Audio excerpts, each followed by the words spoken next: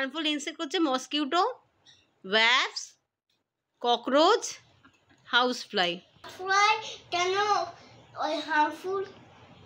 House fly মানে হচ্ছে মাছি। মাছি কি করে? মাছি নোংরার মধ্যে বসে, ঠিক আছে? কি কি বলো? নোংরার মধ্যে হয়তো পটির মধ্যে বসলো, ড্রেনের ওপর বসলো, আবার সেটা তোমার তারপরে তোমার খাবারে বসবে, সেটা কি ভালো হবে? ওই জন্য হার্মফুল, জার্মস ক্যারি করে, ওই জন্য হার্মফুল ইনসেক্ট বলে।